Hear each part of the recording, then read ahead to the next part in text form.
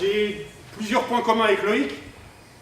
Outre d'être beaucoup dans les luttes en ce moment, et de travailler dans le domaine de la culture, j'ai accueilli à plusieurs reprises la compagnie de Jolimont quand j'étais directeur de l'espace 1789 à Saint-Ouen.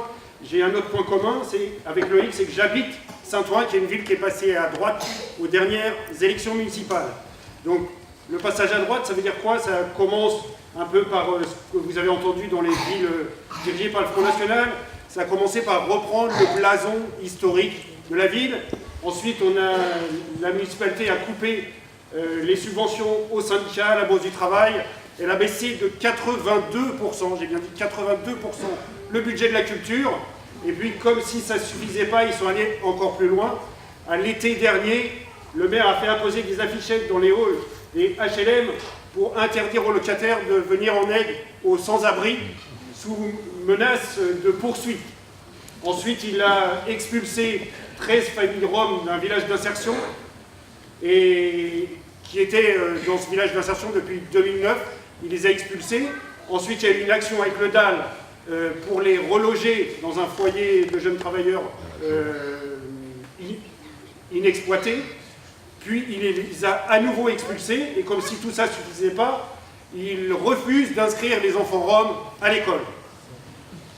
Il a rajouté une couche, puisque l'État a dit qu'il allait se substituer au maire pour inscrire de force les enfants à l'école, puisque c'est la loi. Le maire a pris un arrêté municipal de péril, puisque les enfants roms ont la coqueluche, et comme tout le monde le sait, la coqueluche c'est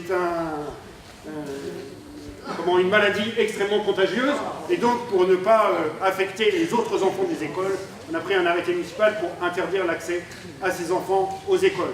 Donc tout ça pour dire que Saint-Ouen est une ville aux portes de Paris. Il y a 5 portes qui donnent sur le 18e arrondissement. Saint-Ouen, c'est en bord de Seine. Saint-Ouen, il y a les Puces, le 3e lieu le plus visité par les touristes après la Tour Eiffel et le château de Versailles.